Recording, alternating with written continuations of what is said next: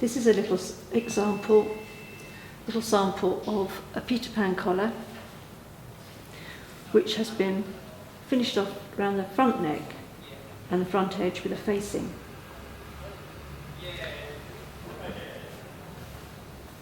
I'm going to show in this demonstration making a pattern for your front bodice piece with the extension for the button, and also how to cut the facing.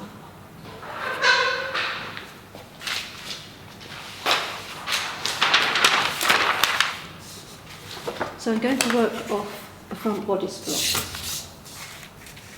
which is like a template. It has no seams.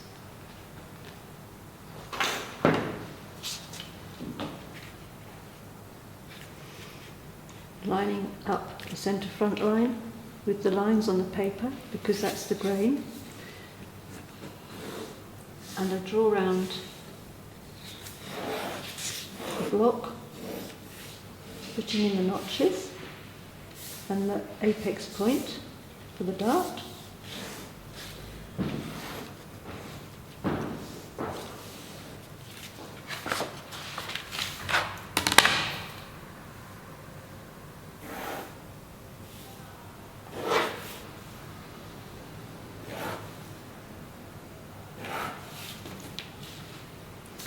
Remember, this has no seams on it. It's a trace through from a block. Now, if I'm going to have a front opening on a little top or a shirt, and it has buttons, I've got to put on a button extension, because the buttons are going to sit down the centre front line of the shirt.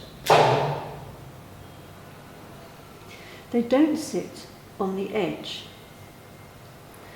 So if we take it in a traditional shirt, that the buttons always sit down the centre front line, then they're actually going to sit here, aren't they, on my pattern.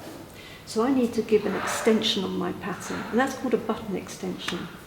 And the button extension amount usually depends on the size of your button. So for instance, if I was using this size button, the extension I'd put on would probably be 1.5. If I was using tiny little buttons, my extension would be smaller. Or if I wanted some lovely 1950s, 60s type big buttons, then obviously my extension would be larger. But in this case, I'm going to put on a 1.5 extension.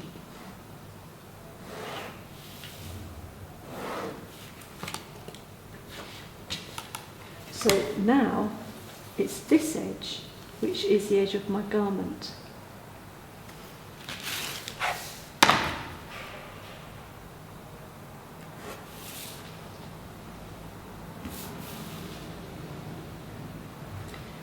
And I'm going to add seam allowances.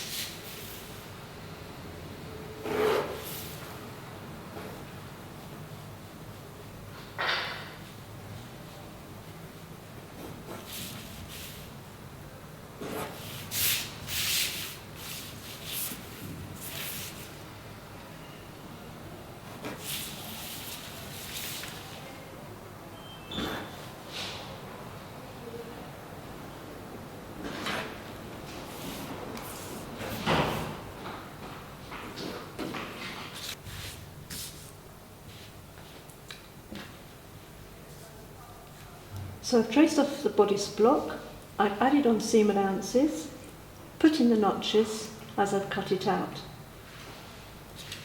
Now I want to make a facing. So a facing is just literally tracing off. So I'm going to use a straight edge of the paper actually to use the straight edge of my pattern. Here's the centre front line, which is where my buttons are going to sit down here. Here is a 1.5 button extension. So what I'm going to do to make a facing, which I'm taking up to the shoulder line, is I'm tracing off my pattern piece. Taking it down to the waist. This is the waistline. It's as easy as that. I'm going to take that away now. And I've got a duplicate shape of my pattern piece. let's not forget we've got seam allowances, so I'll just indicate that. It just helps me with my eye if I know there's a seam on there. Okay. I also know that the centre front line is 1.5 in. Now, depending on your fabric, depending on your style, depends really on the shape of your facing. I don't like to do it too narrow, because if it's too narrow it starts to flip and show on the right side of your garment. So it wants to be a nice width back, probably 5-6 centimetres. And at the shoulder, maybe a little bit less. I also always curve a facing like this because it's overlocked. If I was to follow the neckline round and then down and create a corner in this point, the overlockers don't like corners, they like curves. To get in there with an overlocker, it's not going to work very well. So again, you can measure it if you like, or I'm inclined to use my eye. So I want about that much sort of depth. Here's a straight line. So I'm going to do, let's do a 5 centimetre facing. Yeah, maybe 6 actually. I'm going to add 6. That's the edge where the overlocking would happen. And then I just bring this down, follow the neck around a little way, and then bring it down into a nice curve. Neaten it off.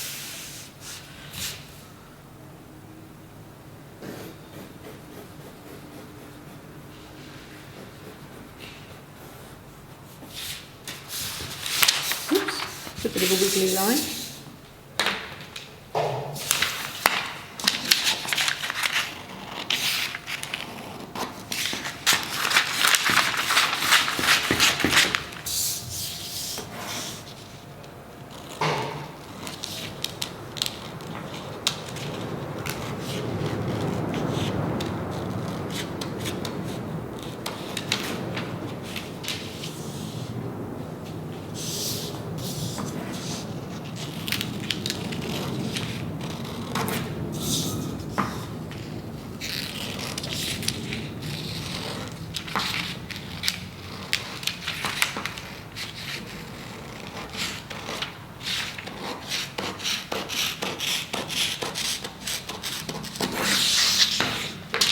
There's the facing.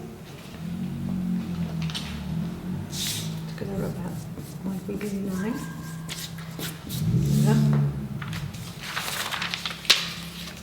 And that will sit straight onto my front bodice. And depending on what fabric you're using will depend on interlining that you might put onto your facing, so that you give your fabric a bit of structure so that it can hold the buttons and hold the buttonholes on the other side.